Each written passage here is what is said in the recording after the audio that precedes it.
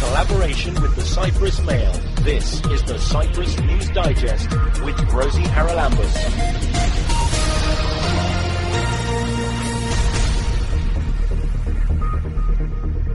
Coming up this week, the Cyprus International Education and Career Exhibition. This is going to be the first year that postgraduate students can also benefit from loans. The rally season gets underway this weekend in Ayanapa. We'll meet one of the teams and their promising young driver. Firstly, it was an amazing experience for me to be in the top 6 drivers in the world. And we'll find out whether Cyprus can benefit from Ireland's experience when it comes to restoring old landfill sites. We have to do it in a way that the Irish did, which was openly. They publicized every step on the internet. Everybody in the surrounding area could follow what they were doing. The Cyprus International Education and Career Exhibition 2016 opened today. It runs through until Sunday at the International Fairgrounds in Nicosia. And one of the contributors is the British Council, from where Bandelitsa Mikhail joins us to tell us all about it. Bandelitsa, there's a lot of interest, I think, with Cypriot students studying abroad. Now, the British Council obviously deals with the UK end of things, but actually an awful lot of students here go pretty well anywhere, don't they? And this seems to be slightly different from the UK education fair in the fact that there will be institutions from across the globe. Yeah, I would just like to highlight that British Council in Cyprus will be supporting the particular exhibition for the first time this year, with a strong UK presence and the participation of 40 UK institutions, with a UK dedicated specific area whereby visitors will have the opportunity to find and explore all of their options and study options to the UK, find out about all courses available to them at all levels, plus information on funding opportunities, loans available to them. And of course the British Council information desk will be at the very beginning of the UK dedicated area to assist with anything they would like to know in terms of examinations, English language exams, A-levels, and everything else that the British Council is organising. One of the favourite destinations for Cypriot students has for years been the United Kingdom or Greece. But if we look at the number of students studying in the UK, has that gone up because those loans are available? Actually, I would say that despite the difficult economic situation, there is still a lot of demand for UK studies, because apparently of the high quality of education that UK has to offer, but of course because of the funding and loan opportunities available to them. Undergraduate loan was available for a couple of years, but now this is going to be the first year that postgraduate students can also benefit from loans. And they will be available to find out more about it at the exhibition. Now, the exhibition also has workshops, I think, and other events going on while it's running. Mm-hmm. Is the British Council doing anything in those events? Yes, actually, UK delegates will be contributed quite a lot to this full program that's going to run out the 3 days, Friday, Saturday and Sunday. We're giving presentations and seminars on popular study subjects, including law and architecture and how to prepare a portfolio, and many other information that they would like to know. Now, you also have a lot of information, I think, on the British Council website. So tell us a little bit about what people can find out there, possibly beforehand, just to prepare themselves for visiting the exhibition. Yeah, actually in our website, which is of course linked to the State Fair website for more information regarding the event itself. In addition, they can find information on what the education section has to offer in terms of both translation of documents, verification of documents, counselling sessions that we provide, all the information on UK education website that gives them, let's say, guidelines on studies to the UK so that they can get prepared of what's available and what they can see at the exhibition and how to find out more of what they are interested at. Plus all our examination work that's there. The IELTS, which is an examination, is very important, and it's required by all UK institutions, but not only, from institutions from Europe as well. It is a language qualification that it is recognized around the globe for entry to university. Dates, also preparation material, a lot of stuff that is going to be, it's a complete offer for someone interested studying abroad. And the website URL? That's www.britishcouncil.com.cy.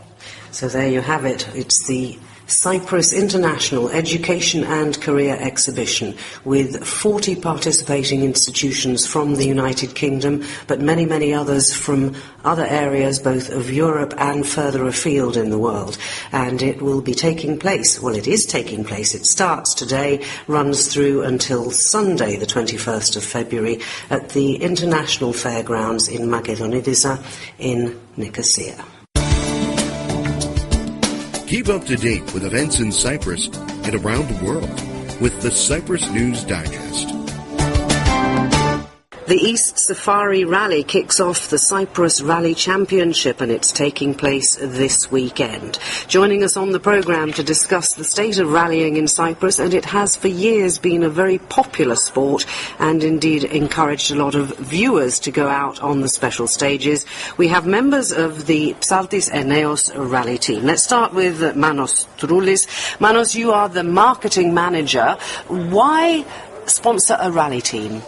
Most of our customers are fans of rally, so it is a good idea to sponsor a rally. Also, Andreas and the other owners of the company are fans of rallying, so that was the main plan. And if we come to you, Andreas, you're the business development manager of Psaltis Auto Parts. You obviously sell, I presume, a lot of parts to your customers who do go rallying. Do you rally yourself?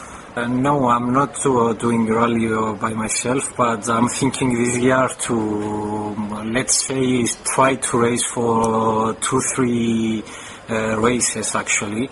But due to business issues, you have to have the time, and definitely I cannot be in the level of what is, for example, Panikos is officially doing, actually having some trainings to FIA and doing his best to promote the rally in Cyprus, and definitely Cyprus as a whole country.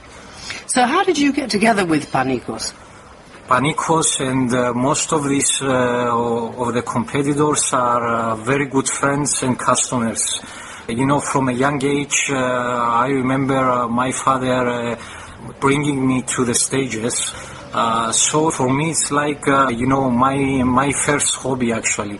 It's not just about sponsoring the sport in Cyprus.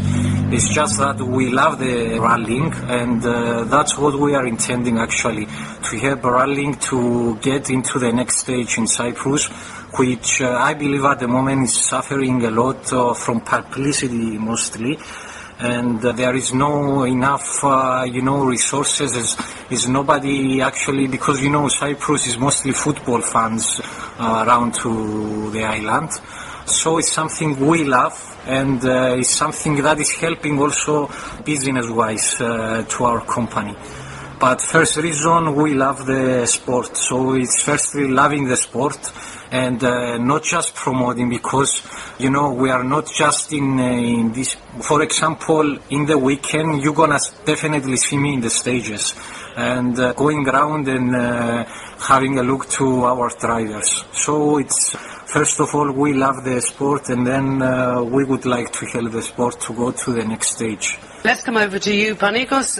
You're a young driver, but you have had some pretty amazing training when you won that place with, I think, the FIA training school. So tell us a little bit first about that, and then how you came to where you are now. Firstly, it was an amazing experience for me to be in the top 6 drivers in the world. win this academy. So I passed through the lessons we had in the whole Europe, and meet some very experienced drivers from F1 and WRC, and I gained a lot from them. And then the training, the specific training we had for the driving, but also for the fitness, which is very important in the driving. People, they don't understand, but it's really amazing how important it is. And then very important for my career is the road safety. And you had an event, I think, in Limassol last weekend about road safety. We had a good event in Limassol Marina. We introduced our new team, and then with the police we had road safety, and also we had a competition. And then, as I said before, it's very important for me, for my career, to introduce road safety. And as a road safety ambassador, I can make the sport in the next level with this, because it's important. What did the FIA Academy actually teach you in terms of your technique in rally driving? We learn a lot about the vehicle dynamics and how is the fast driving. We did a lot of practice and on the tracks, so we had a lot of timing checks, and then each driver decide which is the style you prefer and which is faster than for you to choose. A quick roundup. The season is starting. Obviously you're hoping to finish it as champion. Have you got a strategy for the whole season? Because it's so easy to get excited on the first rally and end up messing things up. What's your strategy for the season? As I am new in this championship, I never did before a rally championship. First race is important to learn the other competitors and to see which level they are, and then I can choose the strategy for the next races. I have to be clever for the first rally. Well, that is the Psaltis Eneos rally team, who will be out in the eastern part of the island this weekend on the East Safari Rally.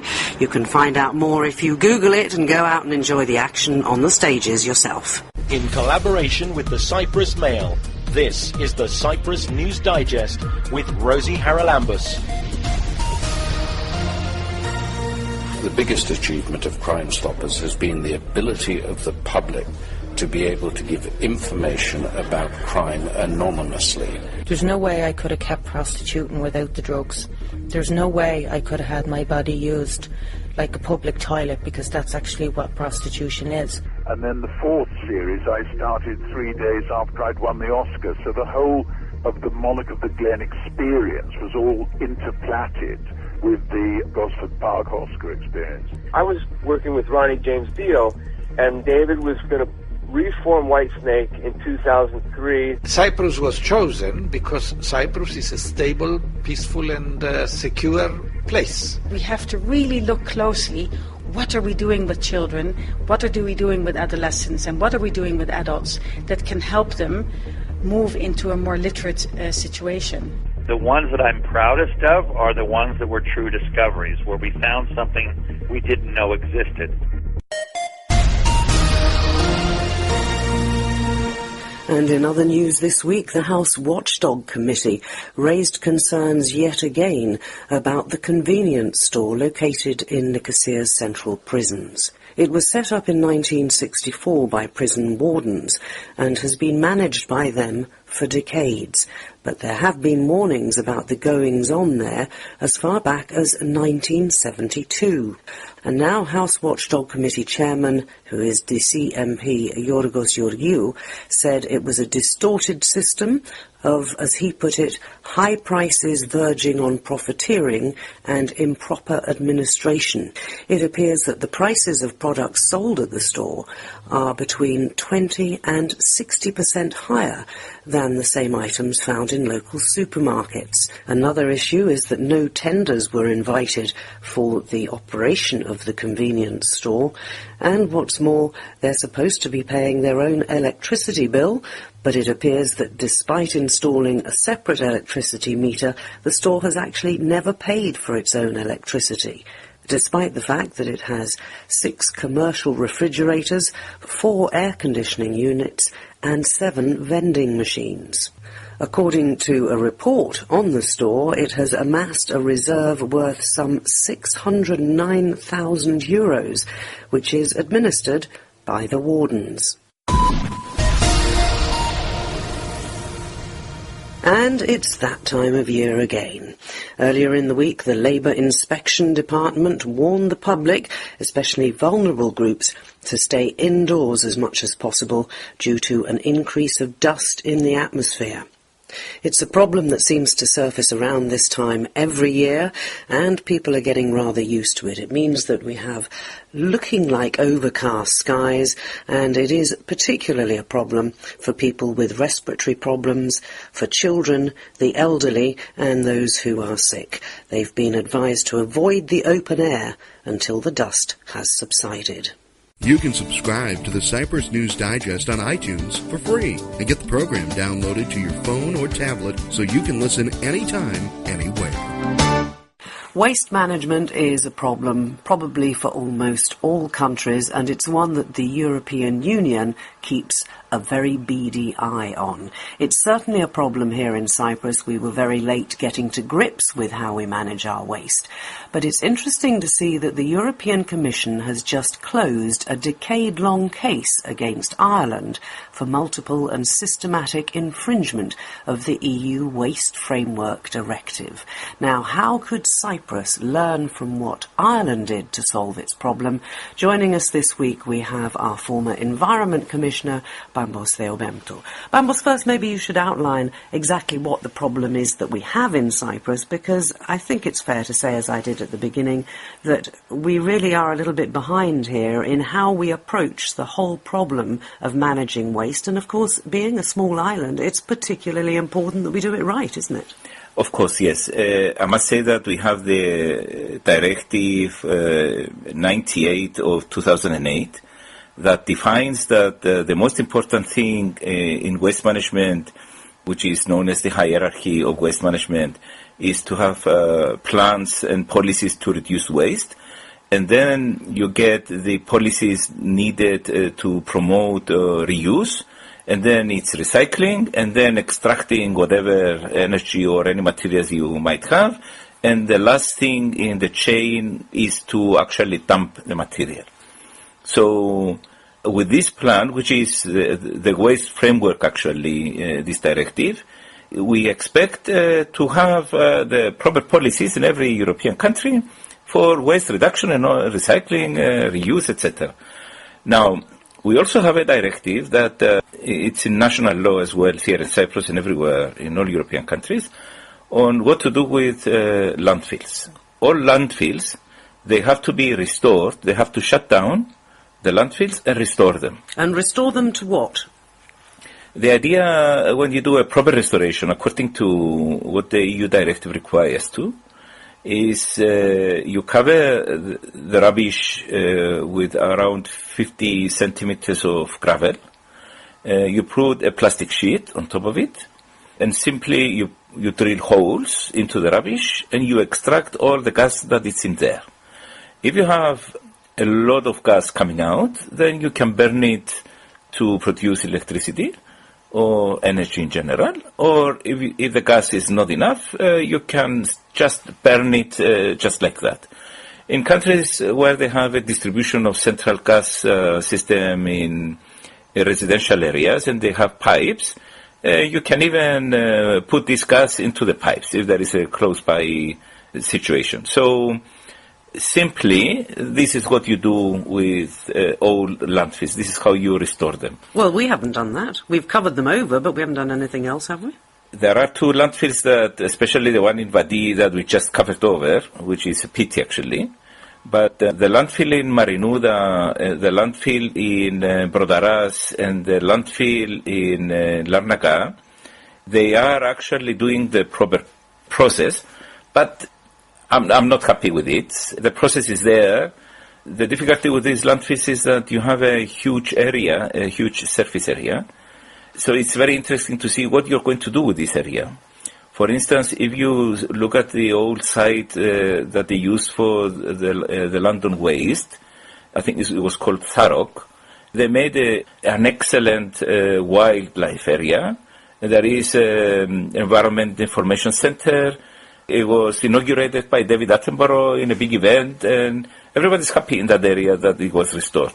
So you have to give the benefit of using the surface of the landfill for something useful in the community that suffered so much all these years of using the landfill. So and these are not sites that are any good for building houses and things on. I mean, let's talk as well about the refinery. Because that's closed down in Larnaca, and I think there are similar problems there, although it's taking us a little way from our discussion on waste. But while we're talking about the restoration of sites, I mean, that's another problem, isn't it? The restoration of sites it's a very big problem. In Cyprus, we don't have a tough regulation on how to restore the sites. So everybody relies on simply doing an environmental impact assessment study, and then which is not enough. It's not enough. In a restoration procedure, the EIA, the Environmental Impact Assessment Study, is just a step that you have to take. It's not the procedure to follow. So we have now the situation in the old refinery sites in Larnaca. There we had equipment that was removed many years ago, but we still have places, we still have areas within there with tanks and other equipment that will be removed. So by removing this equipment, you are not actually doing a restoration work. It's just removing the equipment. What is the problem with the site is one has to go and do a study and prepare a map that will show what type of pollution do we have in the ground, where is this pollution, how deep does it go, do we have a problem with groundwater, and what procedures we need to follow to restore the pollution, to remove it. Is it a health problem, potentially, if, for example, because it's prime real estate close to the sea, if somebody did come along and say, we want to develop this land, would there be a potential health problem for future residents? If you have a site which is contaminated with petroleum or any other chemicals that were used in the production of of oil, there you have a place where it will give off fumes that are harmful to the health of individuals for many, many years. So it's not advisable to get people to stay there for hours, like a residential area. And it doesn't matter if you build on top of it, they will still go through cement and all this. So it's not a good idea to go and cover it with buildings or whatever. The best thing to do is prepare the map that we said, do the restoration, and the restoration process will usually will turn it into a park. So after 30 or 40 years, you can decide what to do with it. But that will give you 30 or 40 years of a beautiful park. If you design it well, that will give a lot of happiness to the people that visit it. And most importantly, it's what you plant in the park that is going to help clean it up. Of course. There are certain trees that are good in removing certain pollution, and there are things that you can do, that you can pump into the gravel to actually accelerate this process. And this we have done a little bit of, but we have to do it properly. We have to do it in a way that the Irish did, which was openly. They publicized every step on the internet. Everybody in the surrounding area could follow what they were doing. We have horror stories about restoration plans abroad that went wrong. So the best thing to do is have a plan, be open, publicize it, and everybody will know what the timeline is of the restoration. And that's one of the problems, isn't it? Because people want this to be done quickly, and actually in nature there's no quick fix. If you are going to do it properly, you have to wait for nature to help us. Exactly. Because what they usually do, the trick that a lot of private companies usually do, is you say, okay, it's my responsibility, I will restore it. So you follow bioremediation plans. That is a procedure that you rely mostly on the types of trees and plants that you plant. You make a nice park. The procedure to be completed probably will need 30 years, for instance. But after 10 years, everybody forgets about this. So you go there and you build. You rely on the short memory of the people, if they are still around, of course. And everybody feels that it's okay, we continue. But in actual fact, you are actually cheating the process. So what can Cyprus learn from the Irish success story? The interesting part about the Irish government was the reaction that they had. Everybody knew that they were not following the proper procedures. Everybody had complaints like we do about the waste management. But once they decided to do the proper thing with waste, it's very interesting to see what they have done. They appointed the right people. They had plans. They continually informed the public of what they were doing. They went from one side to the other with a plan, and they started the restorations.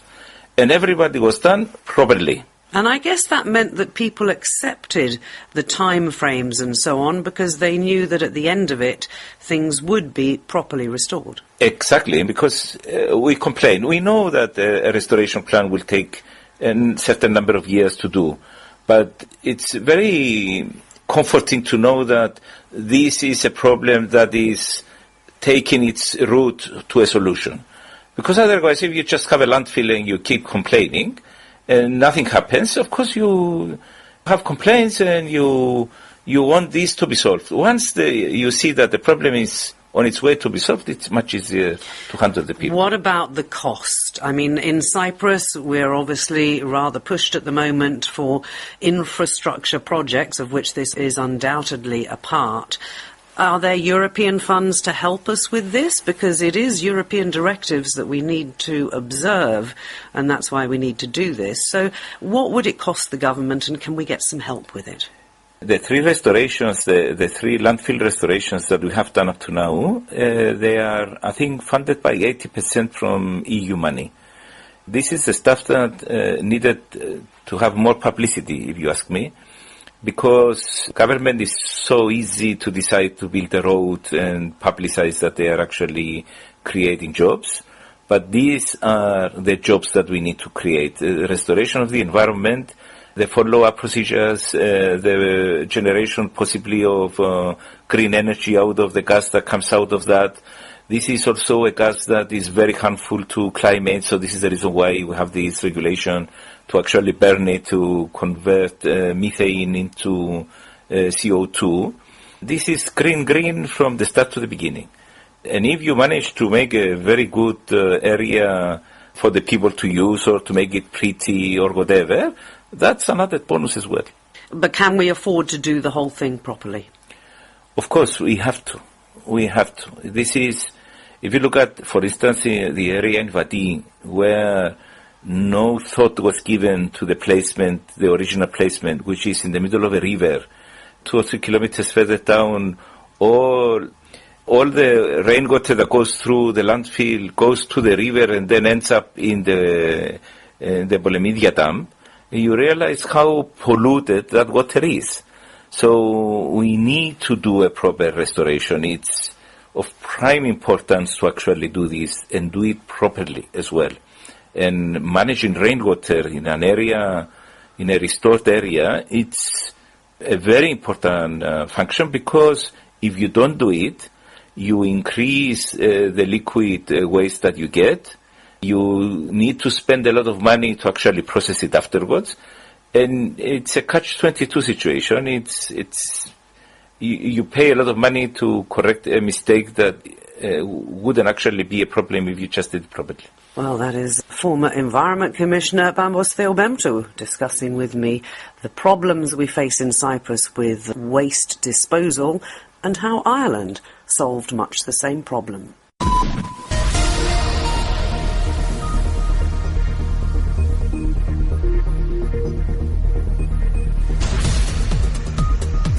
Well, that about wraps up this edition of the Cyprus News Digest. Many thanks for your company. Hope you'll join me next week. Till we meet again, take care and God bless. Bye-bye now.